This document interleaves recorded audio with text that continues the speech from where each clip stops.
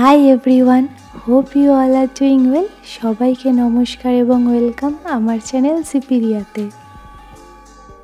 অনেক দিন পর আবার একটা ব্লগ নিয়ে চলে এসেছি। মাঝে আসলে শরীরটা কদিন বেশ খারাপ ছিল, জ্বর হয়েছিল, সেই জন্য সেরকমভাবে কোনো ব্লগ করতে পারিনি, বাট রেসিপি ভিডিওগুলো করেছিলাম।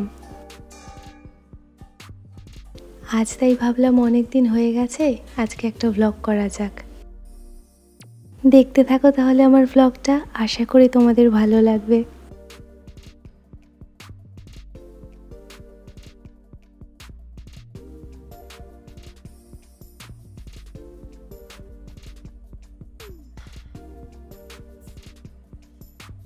এখন সন্ধেবেলা, সন্ধ্যের থেকে আমি ব্লগটা স্টার্ট করলাম, সকালবেলা শুরু করা হয়নি।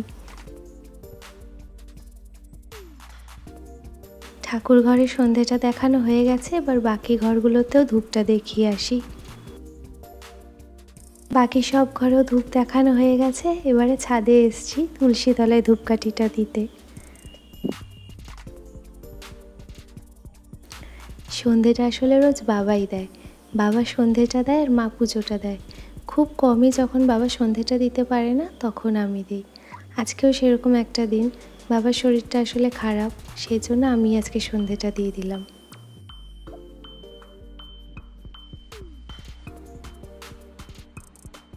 সন্ধে দেওয়া হয়ে গেছে, এবার এসে বসেছি। মা চা আর মুড়ি নিয়ে এসছে। এই মুড়িগুলো আমার খেতে খুব ভালো লাগে, এগুলো মোটা মুড়ি।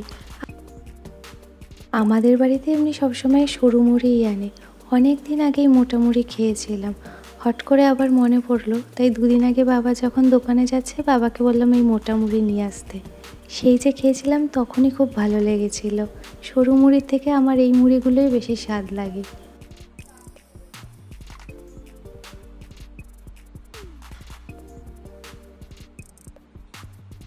মুড়ি আর চা অনেকক্ষণ খাওয়া হয়ে গেছে, এবার একটু আমি রান্নাঘরে এসেছি মায়ের সাথে রাতের ডিনারটা বানাবো বলে। বাবা বাজারে গিয়ে চিকেন নিয়ে এসেছিলো, আমরা ভেবেছিলাম সানডেতে খাবো, কিন্তু বাবা বলল বাবা আর চিকেন খাবে না, বললো তোরা আজকে খেয়ে নে। তাই আমি আর মা চিকেন দিয়ে কিছু একটা করবো ভাবছি।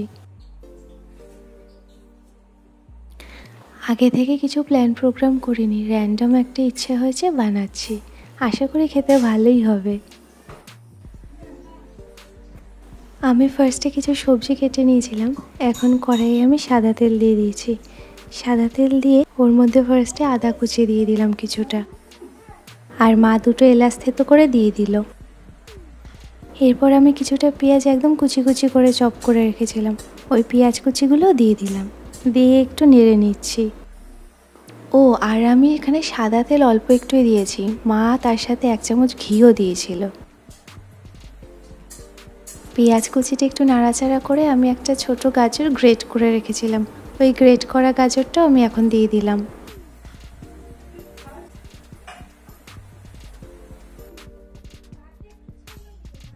গ্রেটেড গাজরটা দিয়ে এবার একটু নেড়ে নিচ্ছি, খুব বেশি কড়া করে ভাজবো না, হালকা ভাজবো। এই সময়ের মধ্যে খুব একটা সুন্দর স্মেল বেরিয়ে গেছিল, আমার খানিকটা চিংড়ি মালাইকারি স্মেলের মতো লাগছিল।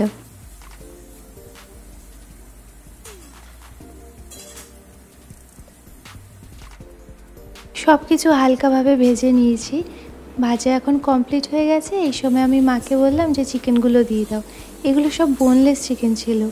মা এটা দুপুরবেলায় জাস্ট লবণ আর একটু গোলমরিচ দিয়ে ম্যারিনেট করে রেখেছিল।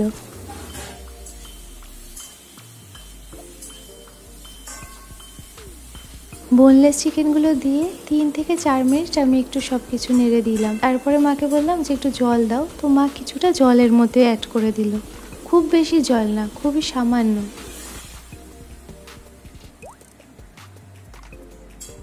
এই জলটুকু অ্যাড করার পর 7 থেকে 8 মিনিট ওরকমই হবে, একদম ধিমে আছে আমি কড়াইটা ঢেকে রেখে দিয়েছিলাম, যাতে চিকেনটা আর বাকি সবজিটা একটু সেদ্ধ হয়ে যায় ভালোভাবে। 7-8 মিনিট পর ঢাকনাটা সরিয়ে নিয়েছি কড়াইয়ের, সরিয়ে চেক করে নিয়েছি চিকেন আর বাকি তরকারি ভালোভাবে সেদ্ধ হয়ে গেছে। এবার আমি এর মধ্যে দুপুরের যে ভাত ছিল সেই ভাতটা অ্যাড করে দিচ্ছি। আজ দুপুরে ভাতটা বেঁচে গেছিলো বলে ওই ভাতটাই অ্যাড করে দিলাম, নয়তো আবার নতুন করে চাল ধুয়ে বসিয়ে ভাত করে সেই ভাতটা অ্যাড করতাম। বলতে ভুলে গিয়েছি, ঢাকনাটা খুলে চিকেন আর তরকারিটা চেক করার পর সামান্য লঙ্কা কুচিও অ্যাড করেছিলাম, এরপরে ভাতটা অ্যাড করা হয়েছিল। ভাতটা অ্যাড করার পর স্বাদ অনুযায়ী নুন আর একটু মিষ্টি অ্যাড করে দেওয়া হয়েছে, আর তার সাথে বাড়িতে কেওড়া জল আর গোলাপ জল ছিল, সেটাও 2 চামচ করে অ্যাড করে এবার সব কিছু মিক্স করার পালা। সব কিছু ভালো করে মিক্স করা হয়ে গেছে, এবার কড়াইটাকে ঢাকা চাপা দিয়ে গ্যাসটা অফ করে নিভিয়ে দেব। আর কিছুক্ষণ পর ডিনারটা করব, তখন মা সার্ভ করবে। ডিনার টাইম হয়ে গিয়েছে, এবার সবাই খেতে বসবো। আর এটা হলো আজকে বাবার ডিনার। বাবার শরীরটা যেহেতু ভালো না, তাই বাবা আজকে প্লেন ভাত আর ডাল সেদ্ধ খাচ্ছে কাঁচা লঙ্কা দিয়ে।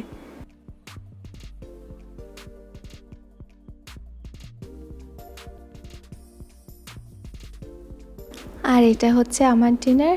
আমি আমার থালা সাজিয়ে নিয়েছি, এবার খাওয়া শুরু করব। মা আর আমি যখন ডিনার শুরু করেছি তখন বাবার ডিনার প্রায় শেষের পথে। ওই প্লেন ভাত আর ডাল সেদ্ধ খেতে কতক্ষণ লাগে। আমাদের ডিনারটা কিন্তু বেশ টেস্টি হয়েছিল, করতে খুব বেশিক্ষণ টাইম লাগেনি আর খুব বেশি ঝামেলাও করিনি।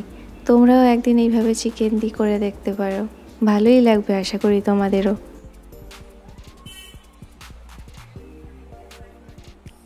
অ্যাজ ইউজুয়াল আমার ফেভারিট কার্টুন দেখতে দেখতে খাচ্ছিলাম।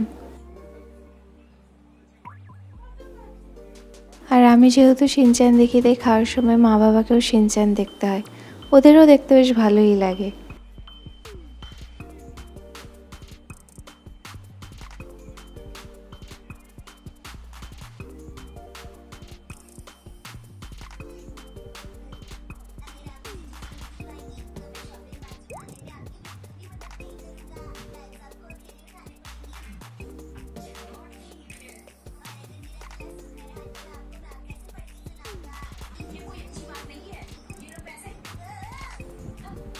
পরের দিন সানডে। আজ বাবা বাজার থেকে একদম জ্যান্ত রুই মাছ নিয়ে এসছে, বললো যে একদম জল ভর্তি ড্রাম থেকে জ্যান্ত তুলে দিয়েছে, তো ওটাই আজকে মা রান্না করবে। আর তার সাথে একটা তরকারি হবে। শরীর খারাপ থাকলে এই জ্যান্ত মাছের ঝোল খেতে খুব ভালো লাগে, আজকে তাই জন্য জ্যান্ত মাছের ঝোল আর একটা পাতলা ঝোল তরকারি, শুক্তো মতো আর কি।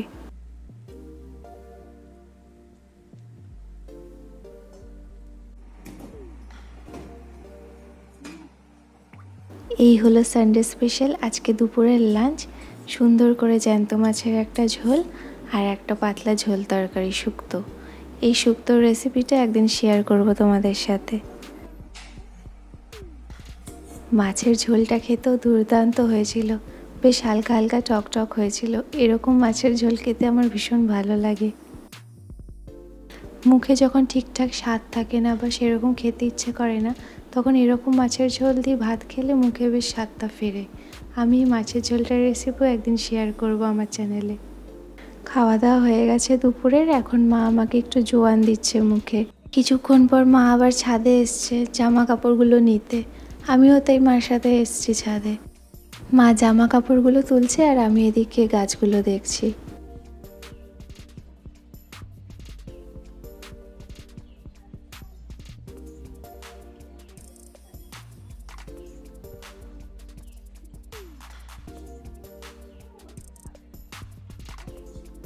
মাকে আবার কিছু গাছ দেখাচ্ছিলাম এর মধ্যে।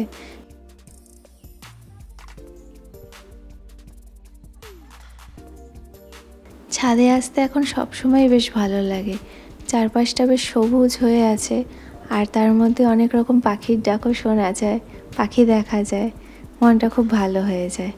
আর বিশেষ করে বিকেলবেলা ছাদে আসলে আর নিচেই যেতে ইচ্ছা করে না, আকাশটা এত সুন্দর লাগে বিকেলবেলা যখন সূর্য ডোবে।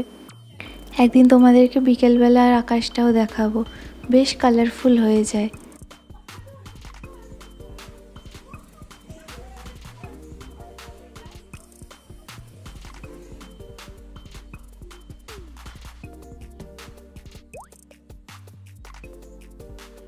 মায়ের জামা কাপড় তোলা হয়ে গেছে, মা জামা কাপড়গুলো নিয়ে নিচে চলে গেছে, আমিও এখন নিচে নামবো। আজকের ব্লগটা তাহলে এত অবধিই রাখছি। আমার এই ব্লগটা এত অবধি দেখার জন্য তোমাদের সবাইকে অসংখ্য ধন্যবাদ। আশা করি আজকের ব্লগটা তোমাদের ভালো লেগেছে। যদি আমার এই ব্লগটা ভালো লেগে থাকে তাহলে প্লিজ আমার চ্যানেলটাকে সাবস্ক্রাইব করো এবং লাইক কমেন্ট শেয়ার করে আমার পাশে থেকো। দেখা হবে আমার নেক্সট কোনো একটা ভিডিওতে। ততক্ষণ টেক কেয়ার অফ ইউরসেলফ, কারণ সেলফ লাভ ইজ দ্য কি টু আ জয়ফুল লাইফ। আর শেষে থাকলো আজকে দুপুরের আকাশটার ছোট্ট একটা ভিউ।